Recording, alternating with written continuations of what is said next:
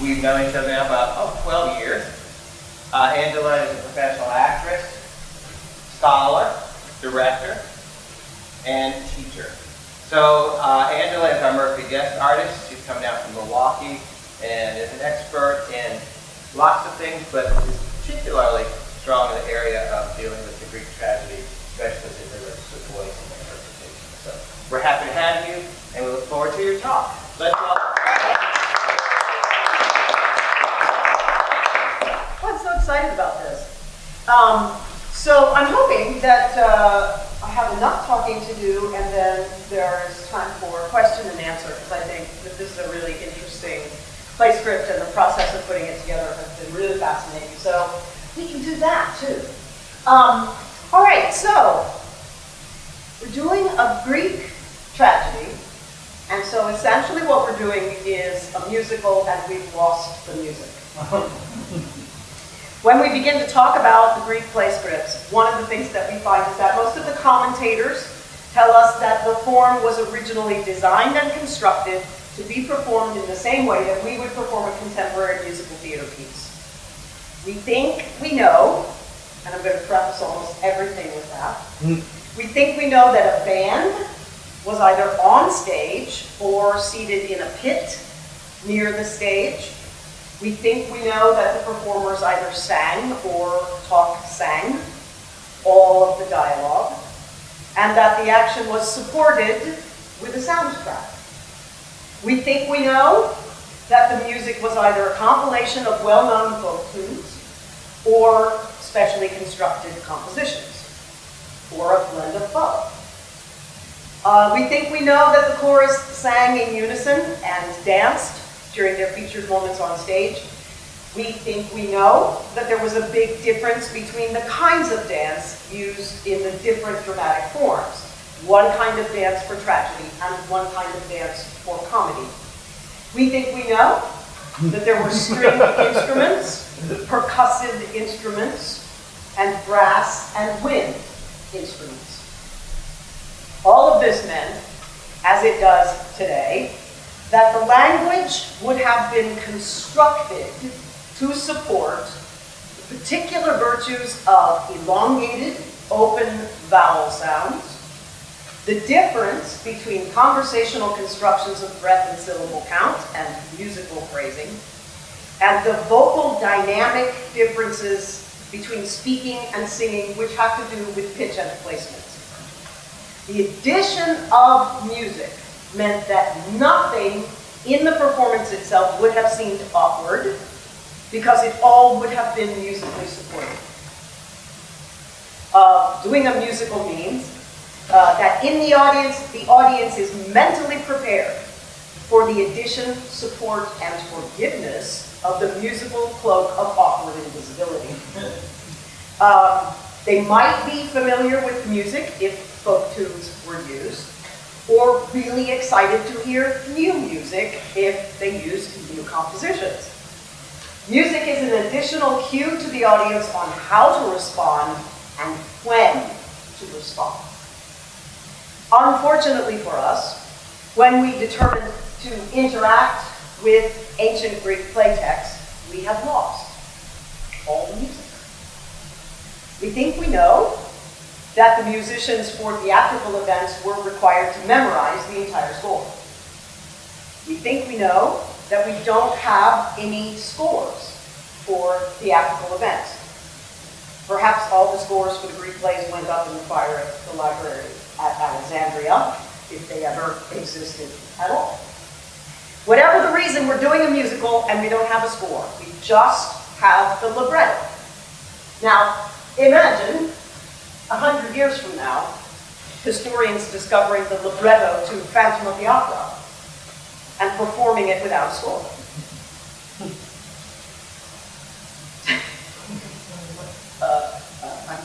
I'm trying to call some lyrics to mind. It's not happening. I'm just thinking about that incredible opening of the dun dun dun dun dun dun, and then the chandelier swinging down. And if you're going to do Phantom of the Opera without that incredibly dramatic opening music and the chandelier swinging down, It's pretty dreadful. While I firmly believe that Oklahoma should go the long road down to dusty death and never be heard again, imagine, as well as we know the music, performing it as a play. Oh, what a beautiful morning. Oh, what a beautiful day. I've got a beautiful feeling. Everything's going my way. Hey!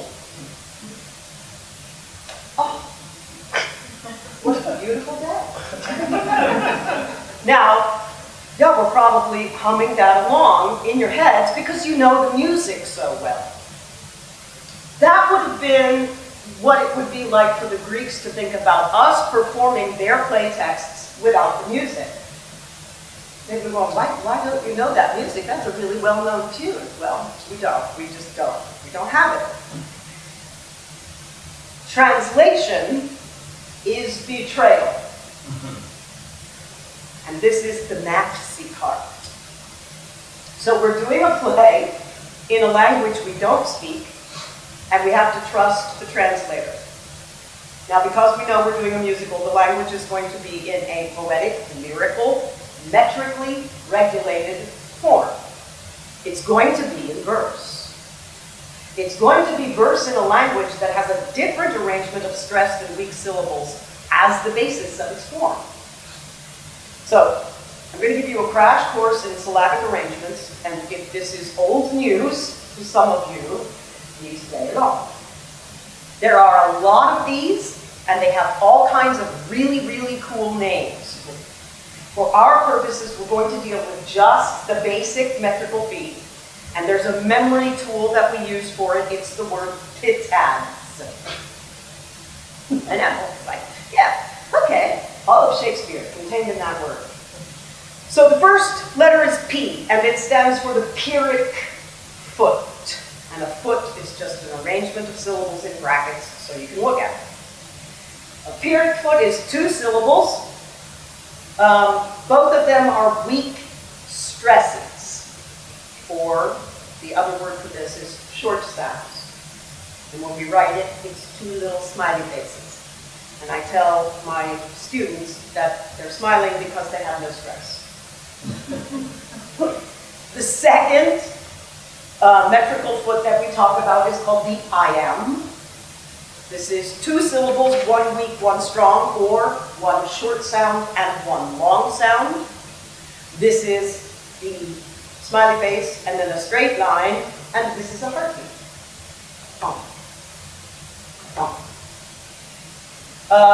And its friend and opposite is the trochee, that's our T. That is 2 syllables, 1 strong, 1 weak, or 1 long sound and 1 short sound. Da-da. So that sounds like that. The next one, the A, is the anapest. That is 3 syllables inside the foot. 2 weak, 1 strong, or 2 short, 1 long. And it goes da-da-da. Its opposite is the dactyl. That is 3 syllables, 1 strong, 2 weak, or 1 long, 2 short. And that one sounds like da-da-da. The last one in the pitads memory line is the spondy, 2 syllables, both strong or both long.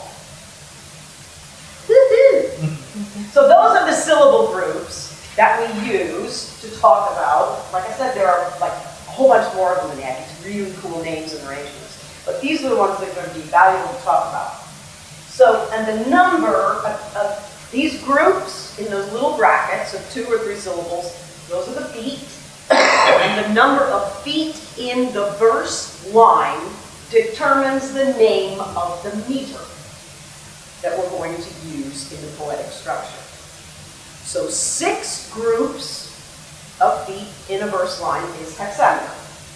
5 groups is pentameter, 4 is tetrameter, 3 is trimeter, and so on, right? It doesn't really go down to 1, but you know what I'm talking about. It also goes up. This is only important because we are working in translation in a language with a different normal base structure of stresses. I know, everybody's eyes are going, that's funny. The basic metrical form in both verse and conversation in English is the I am. Blah, blah. When you're just talking and when you're speaking Shakespeare, that's our basic unit of construction. If you went down through your whole day and wrote down everything you said, and then scanned it out for its metrical construction, even your most basic conversations, where are we going to eat? I feel like Mexican, it's in iambic pentameter. It's just the way we talk. This is a heartbeat rhythm, and it's completely natural if you speak English. This is the infamous iambic pentameter of English verse, familiar to students of Shakespeare, and they throw it out there like, okay, so what's Shakespeare? Iambic pentameter. It's a number construction, it's math, and I'm like, well, okay. It's the natural rhythm of speaking English. It is a sentence, generally 10 syllables in length, arranged in one of those pitades groups, usually in iams, and containing 5 groups of feet. So the math is 2, 5, 10. If we believe the scholars, the basic metrical form of ancient Greek verse is the dactyl. 3 syllables in quantitative metrics, 1 long sound followed by 2 short sounds, da, da, da. It's kind of a march rhythm, and it's really kind of jammy. Dum, dum, dum. I really kind of like the dactyl. It's really fun. So the dactylic words in English are common: elephant, typical, bicycle. It becomes a slight barrier to natural speaking practices when the entire verse form is based on it. A typical verse line in dactylic structured verse is the hexameter, 6 groups of 3, followed by a short syllabic group of 2, usually a trochee, the reversal of our item. So it's a line of 17 syllables.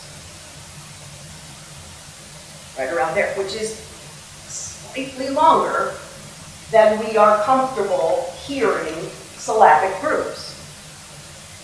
It's slightly not natural in English. It's a bit long to that internal syllable count we all keep.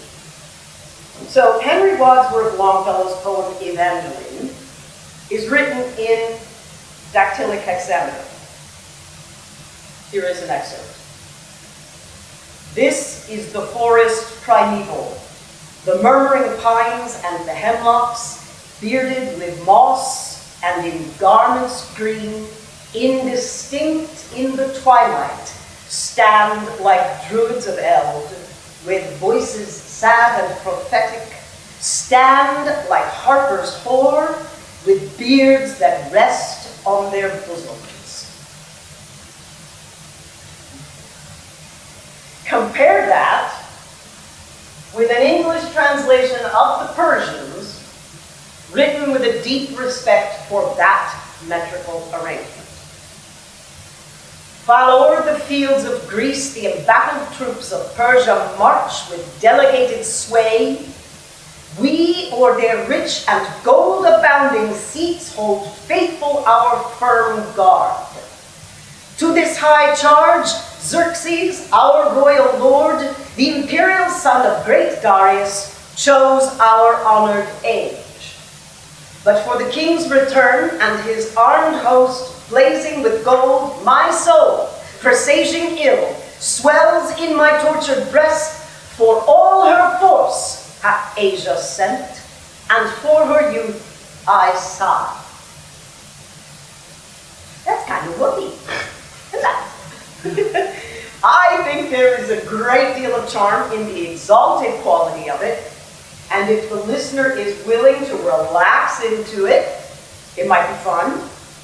But the length of the arrangement of thoughts and the convoluted syntactical construction makes it just that little bit tiring. I can see the students going like this. I couldn't follow that thought train. It also forces the speaker to set a rate of speech that starts to stagnate. We lose the whiplash quality of iambic pentameter.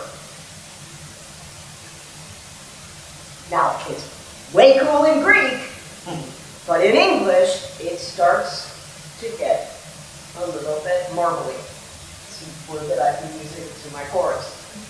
Now, here is that exact same beginning, opening stanza that's a little less respectful of the dactylic hexameter.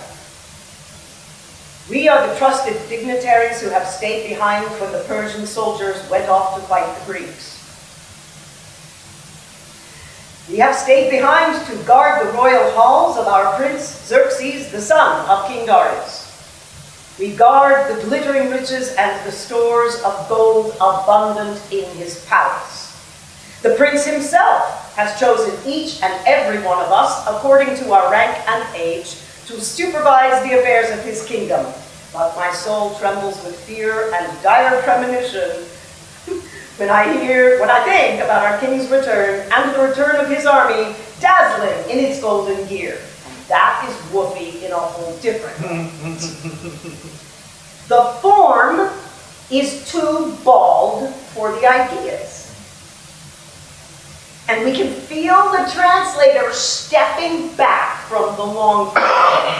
We can hear it. Those words don't fit. And the translator is trying to find snappy words that become comical. They're so wrong. Right? They're too casual for what we're talking about. The basic idea we heard in the first translation is there. The information is pretty much the same. But strangely enough, in the shortened form, they take even longer to get to. The language is plainer, and there is less to listen to, but it isn't relaxing, it's just an odd hybrid.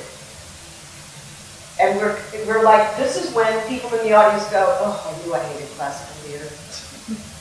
They run that internal monologue of, oh, this is why I hate classical theater. That's just silly. Okay.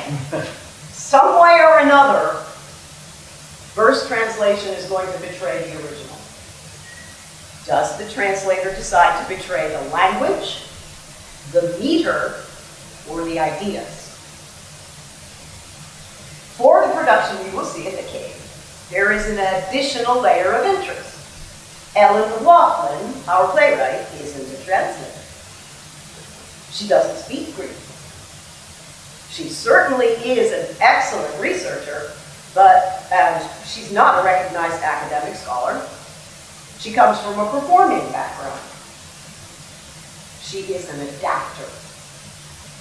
She sits down with a dozen or so different translations in front of her and distills from these what is valuable about the story, certain metrical constructions, images, and actions, and from these she crafts the plays that she writes. This allows her to be practical about what works and what doesn't. And because she is of our time, she's around my age, maybe slightly older, so she's in my cohort, she has a keen sense of the American action film mindset. She has no qualms about cutting long sections of repetition, which would be sacred to the scholar, cutting unison speaking down to the barest minimum, and activating discussions of morals and philosophy so fascinating to the Greeks with good old American angry questions. I'm not kidding, am I? No. Tragedy requires that we be practical while raising a ghost. In the general survey of the person on the street, the largest number of people will say they prefer to watch a comedy rather than a tragedy. I'm going to leave out musicals because we're already doing a musical, so shush. This isn't my personal preference. And those performances that large groups of thinkers, like award show committees and academic ranking and focus of study that we value, those are straight up tragedies, or their contemporary equivalent, the serious drama. And it isn't a matter of elitism to prefer Hamlet to Noisy Zolf, or August Wilson to Neil Simon. For me, it's a matter of the level of cruelty. Comedy is the cruelest form there is. Comedy is laughing at and not sympathizing with.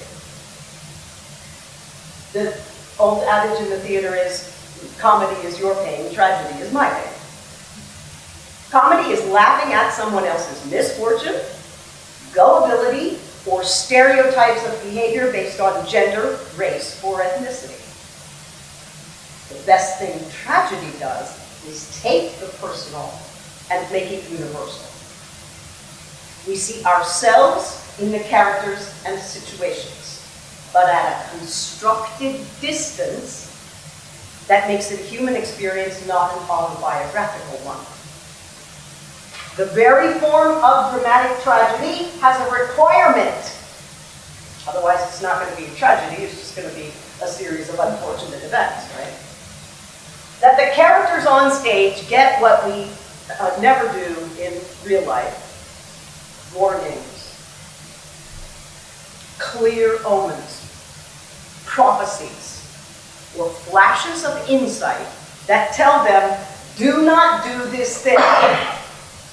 It will lead to sorrow.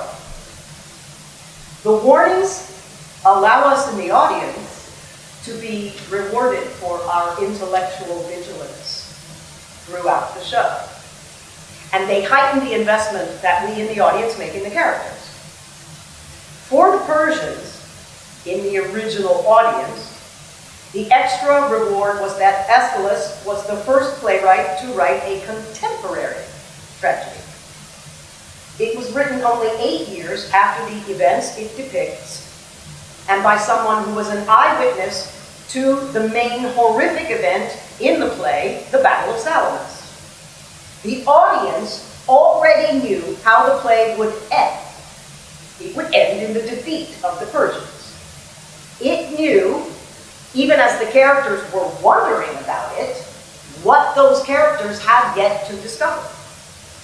There is a certain morbid glee in that, but only if you believe it was written to take advantage of that glee, and you ignore the words of Darius, the first ghost to walk the Greek stage, and an ancestor in a long line of excellent stage ghosts, like Jacob Marley, or the ghost of Hamlet's father. Ghosts that come to warn. Darius warns the Persians not to repeat the folly of war with the Greeks, and you can imagine the audience reaction in the original house. He warns them about their coming defeat at Plataea, the last of the battles in the war of the Greeks and the Persians. He warns them about the fleeting beauty of life, of friendship, of domestic contentment. He deeply mourns the loss of all of those young lives in a searingly beautiful passage. He envisions passing all the ghosts of those young men waiting fruitlessly on the wrong side of the Styx because they weren't properly honored or buried. I can't even talk about it, it's so gorgeous to me. He warns them in the original, in a strict translation of the text. And now I go beneath the gloom of earth. Farewell, aged Persians. Even in ill luck, give pleasure to your soul from day to day, for wealth is no pleasure to the dead. Although Miss McLaughlin changes that line to warn us that death is eternal and there is no music there. that translational betrayal makes the king more sympathetic to a modern audience, I think. That is perhaps more of a concern for those of us for whom music is so incredibly immediate and important in our lives. The events of the Persians, so raw and so haunting to the original audience, might as well be Greek myths to a contemporary audience. A prologue had to be added to the McLaughlin play script just to catch the modern audience up on the basics of the background story. The practical thing to do, which we did in our design conception of this production, is to remove specific time anchors and to allow for the universality of laws to humanize the events. We're not going to be doing this in chitin. We're not going to be doing it in traditional Greek dress. That allows people to dismiss it as old-fashioned. The startling thing that Aeschylus did was to tell his tragedy from the point of view of the losers to the winners. Contemporary productions can't hope to repeat that original wallop, but the unfortunate truth is we can see immediate parallels. As long as a similar, recognizable social structure of class, rituals, either invented or real, and human behavior is established in the production, this, the oldest of Western play scripts, can be successful in striking the same emotional and intellectual chords. In terms of the construction of the event of watching the play, for the characters on stage, the timeline marches only one way: forward, from cause to final outcome. They move forward in time, making discoveries in knowledge with each moment in the play. For the audience, well aware of the end of the story, their interest is in watching the arrangement of the events on stage, which part of the story will this playwright dramatize, watching the response of the characters to the things they, the audience, already know. Their knowledge marches backward in time, from final outcome to cause. Now, the fascinating thing, I love this, no matter which way the timeline of the story marches, in a tragedy, sympathy can move either way. If the original Greek audience began by booing the appearance of the villainous enemy Persians, by the end of the play, the hardest heart would have been moved to sympathy with the mothers, the fathers, the children, the hopes, the dreams, and the end to the precious business of life that all persons engage in. And the persons in the play, in the beginning, marching in lockstep with their enterprise of conquest, end the play shattered in the understanding of their own hard-heartedness to the practical business of destruction. The practical construction of this play is so brilliant. The movement of intellect, poetry, and emotion all ebb and flow so gorgeously through it. I find it the most completely satisfying of all the Greek texts. It's so complex in the way that it plays with the movement of understanding and time. It's brilliant. So, audiences, bring your handies. Performers, leave your emotional paintbrush at home. The most particular element to staging even a contemporary adaptation of a Greek text is the performers, whether they are students or seasoned professionals. The modern performer has developed a skill set and an intellectual mindset based on the frame of a camera as a way to understand the human body in space. And they have adopted the affectation of never gesturing and never appearing to breathe. Those things are removed from a camera frame. If I can go back to my original point, it's as if we staged a musical with no music and no dancing. The contemporary performer's internal eye must be widened to include a picture of themselves in a much larger frame, and operating without close-ups. Every part of the body must be activated, engaged, and working, not with a flat understanding of two dimensions, which I call Gumby acting, and they've heard me say it.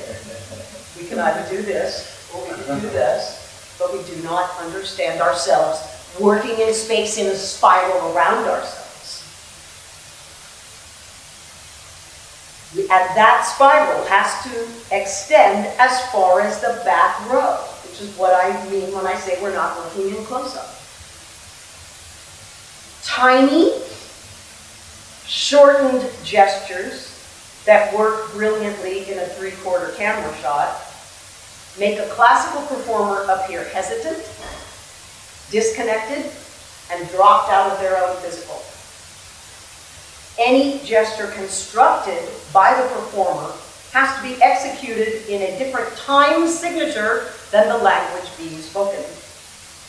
And the emphatic pronunciation gestures used in contemporary drama, this is one of my least favorite, have to be banished in the creation. And this is more difficult to master in habit of beginning creation. This is the go-to when, as actors, we are starting to learn our lines. And we have to banish that habit when working on Greek drama, because the time signature of the gesture, even if you are speaking really, really fast, you can't do this. The body has to be stacked on the spine with a precise knowledge of where the head is. That's going to be part of our punctuation. Whereas this, in contemporary camera frame reference, always works as a piece. Because if we need to turn the attention somewhere, the camera will go there, right? This now has to work independently, so that I can focus the audience's eye where I want it to be without anchoring myself in the thought I have established, simply by standing there. In addition, movement has to be centered low in the body, so the performer can move with purpose without reassembling. So while a posture like this in a contemporary drama is useful for illustrating character, in classical theater it does exactly the opposite. Now, if I'm going to do anything, I have to reassemble myself in balance and then go. And I don't have time for that. The thoughts are moving too fast. So I have to be constantly assembled with my balance here and ready to go in whatever direction, completely pulled together and in command of what the appendages are doing. Because I have to be working on a spiral, I can't be working in the camera frame, right? For the chorus, there are sections where they are present on stage but not moving, and they can't drop out physically. I have called this the musical theater ensemble stare of death. You can't do that here.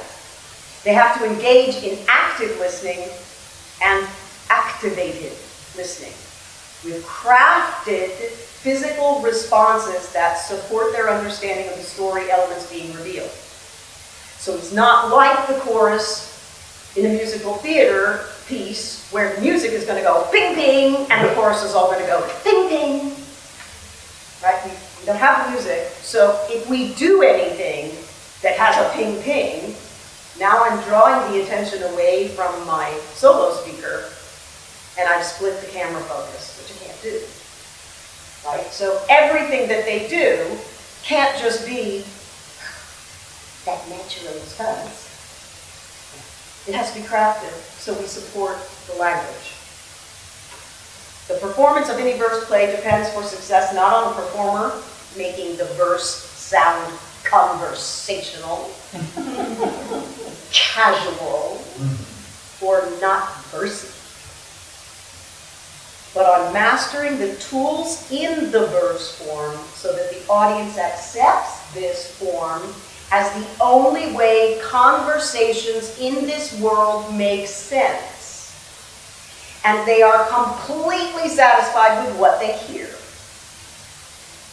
For the younger students in the cast, and many of my professional colleagues at the times, this has meant a crash course in grammar, rhetoric, rhetorical devices, enunciation, and classical stage diction.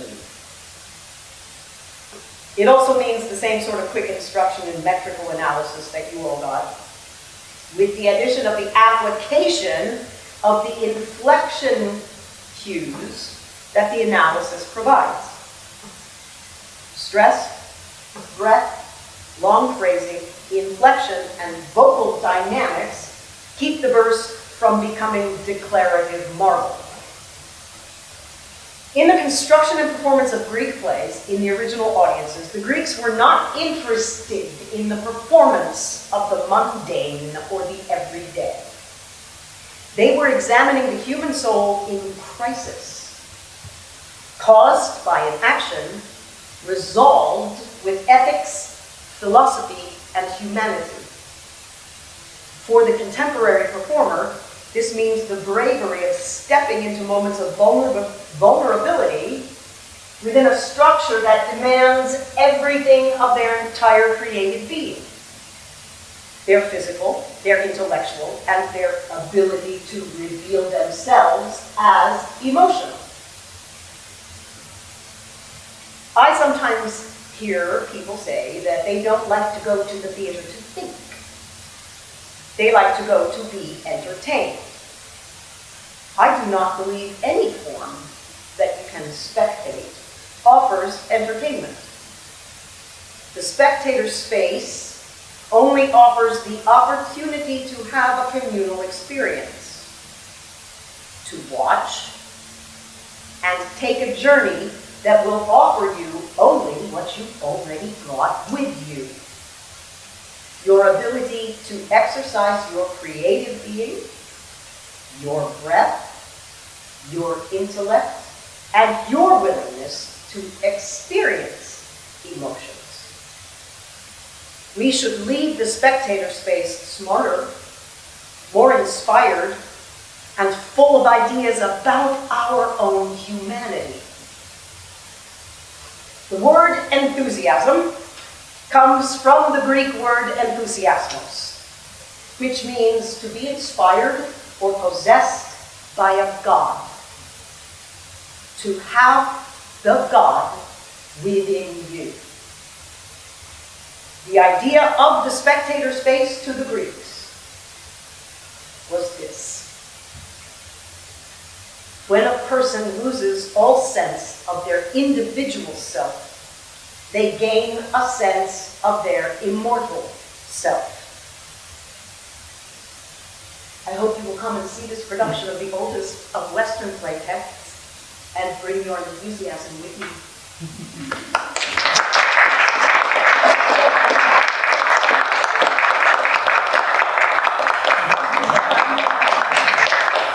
And now we can do discussions and questions.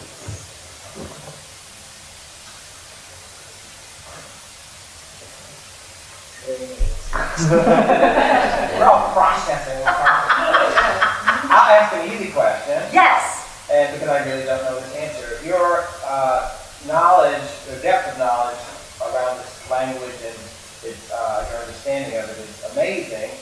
Is this crafted over a long professional career, or is this the basis of this from your original professional training? The basis of it is in original training. I was very fortunate to have voice teachers who worked in two very strict methodologies. Edith Skinner, which is based on the International Phonetic Alphabet and an understanding of syllable groups and how stressed and unstressed syllables help understanding sets, and an excellent English teacher in high school who essentially taught rhetoric, although it was a British literature course. It's incredibly unfortunate, I think, that rhetoric is not part of most theater training programs, except as it might be connected with classical studies. If a school is fortunate enough to have a strong classical studies or literature and language program, somebody will be teaching some form of rhetoric.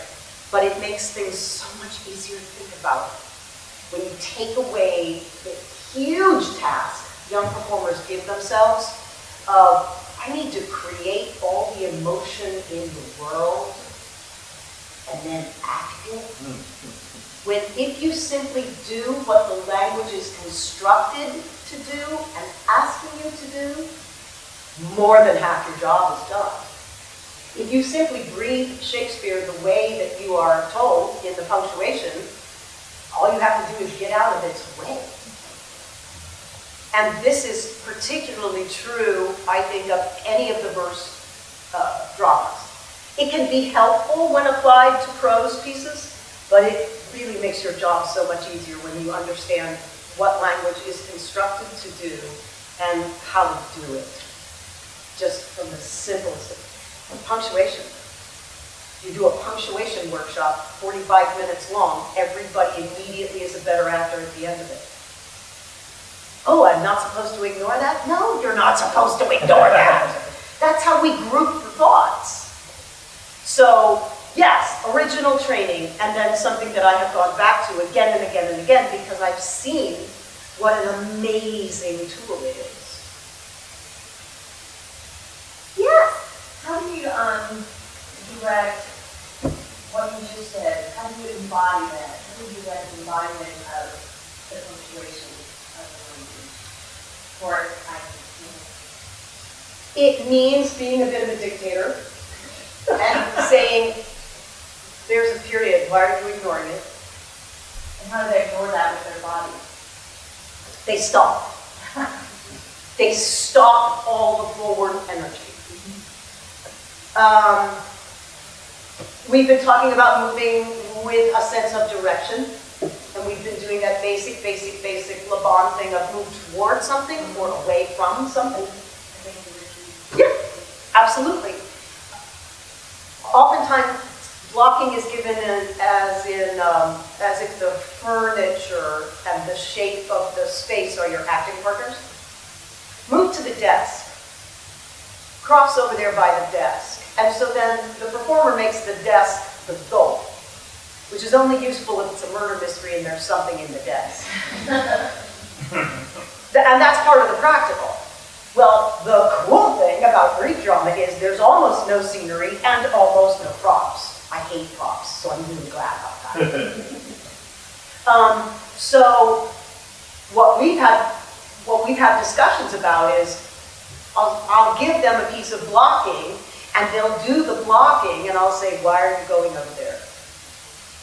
And the answer is because you told me to.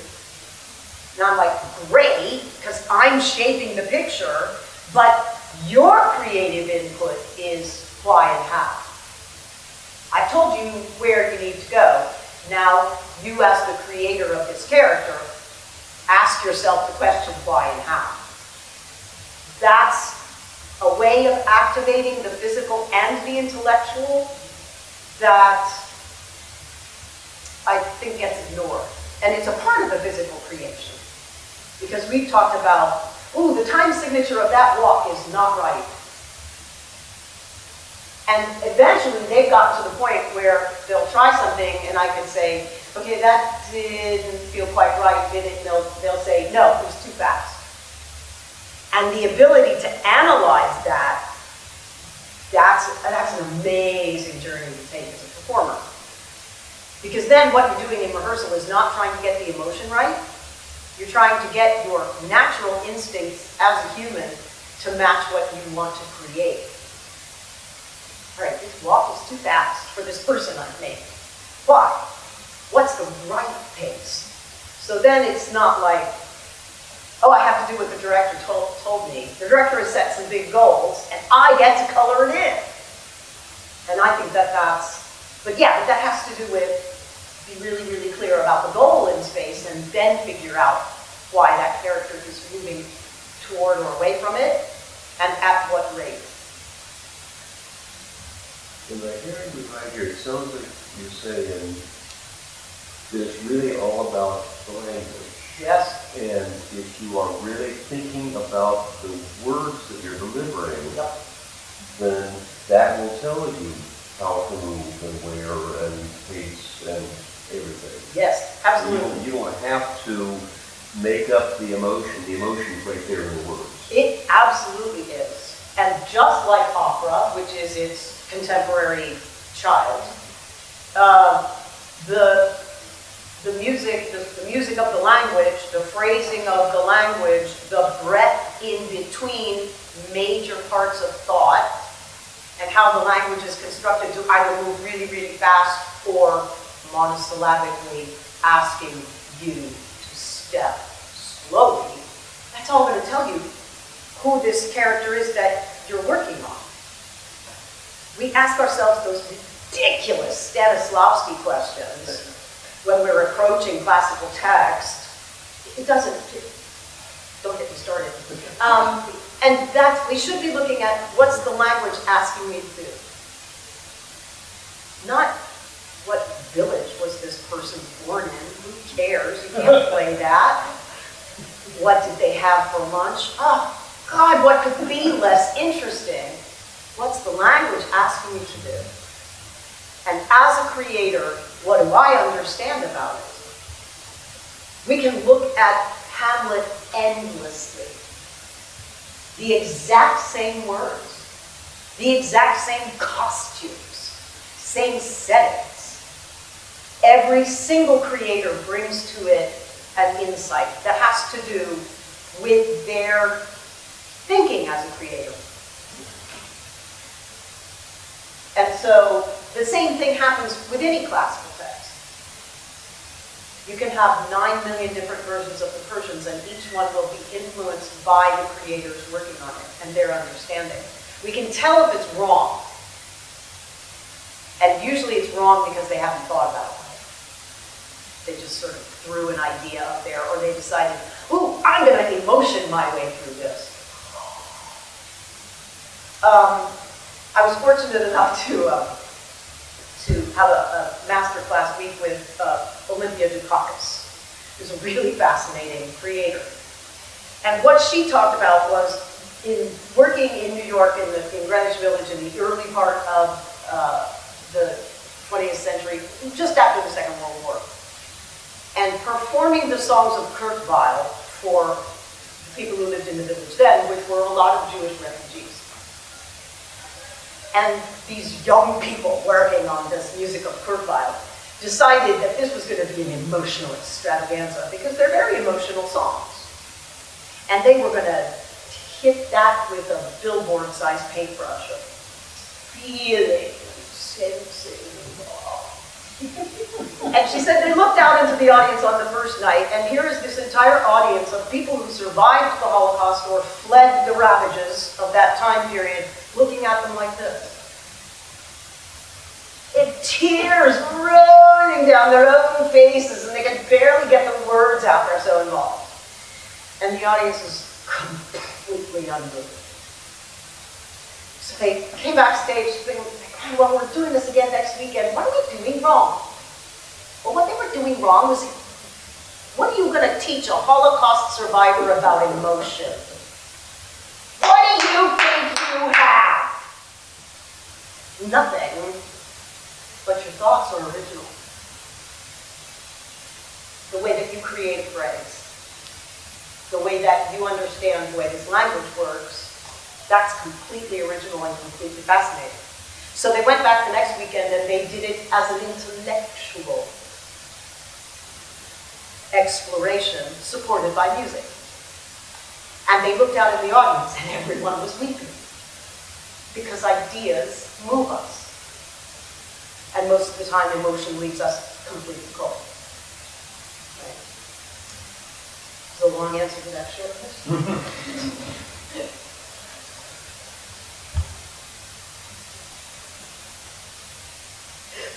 Yes? Ellen, this was kind of, I don't know. No apologies, just go.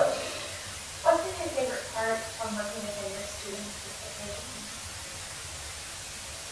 I always like, the actors that I work with a lot, my own little rep company, they get tired of me saying the same things pretty quickly. They've been working with me for years and they know all the catchphrases.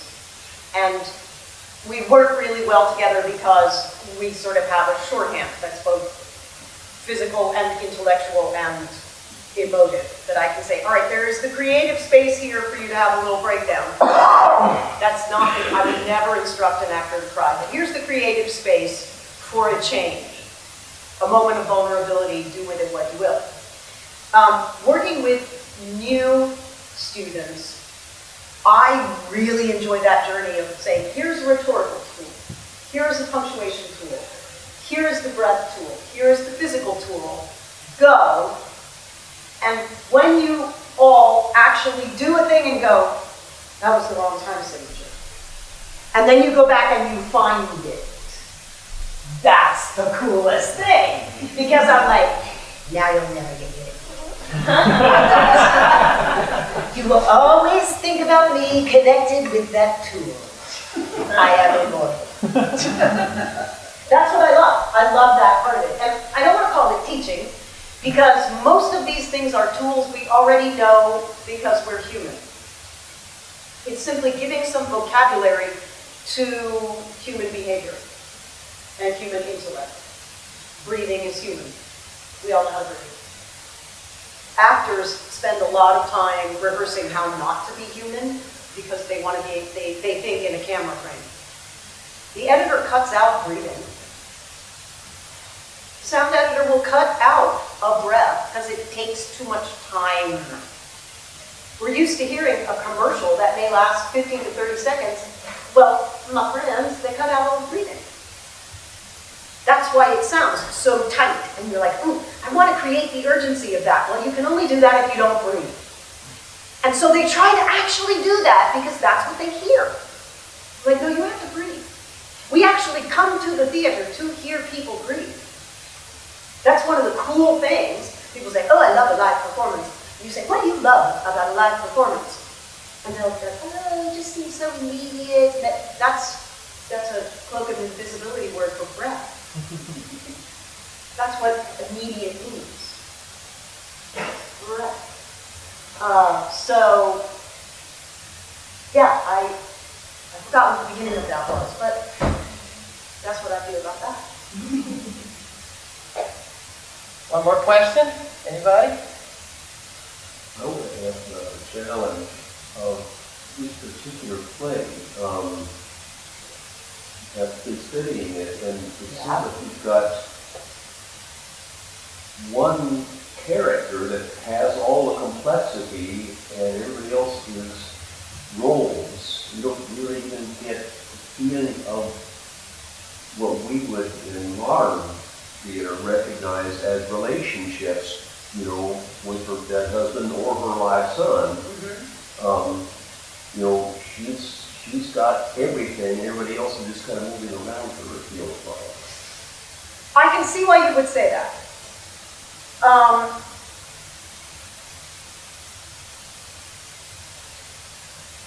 That has to do with a different lens of looking at the construction of a cause and effect play as opposed to an ethically structured play. So as we were talking about, time signatures can move this way and that.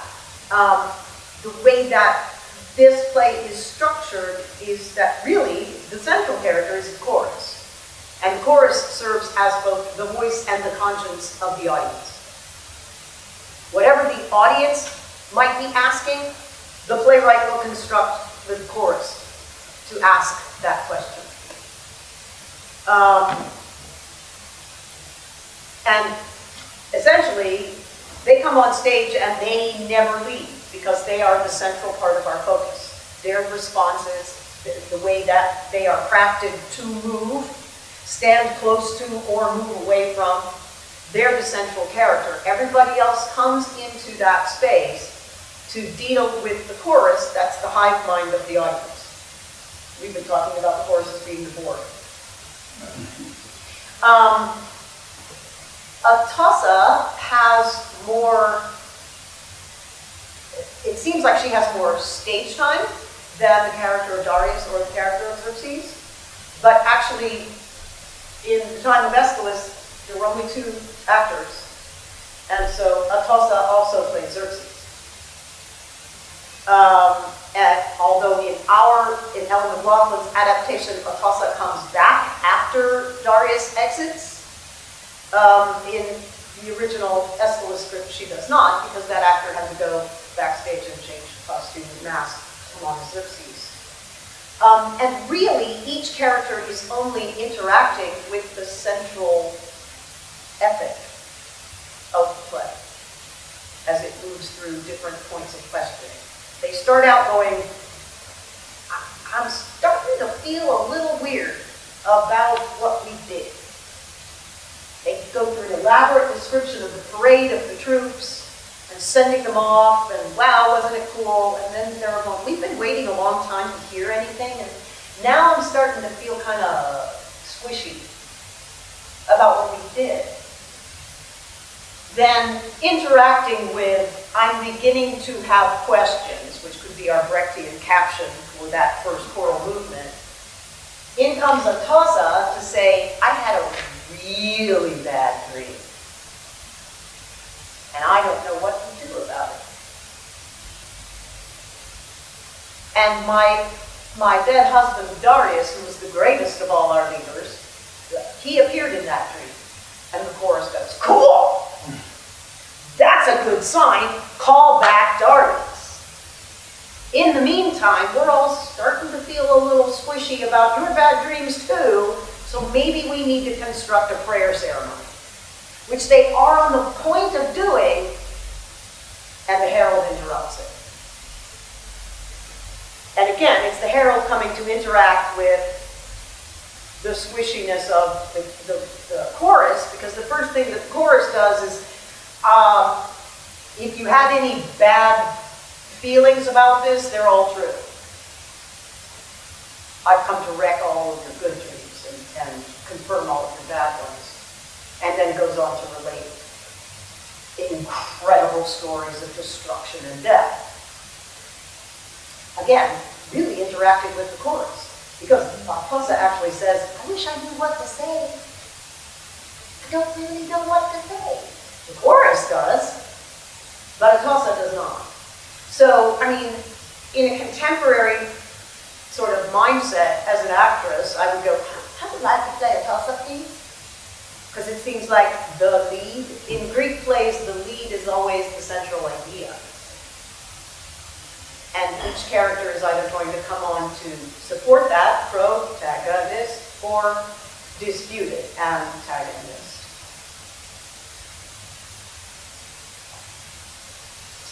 Yeah, that's it. Thank you all so much.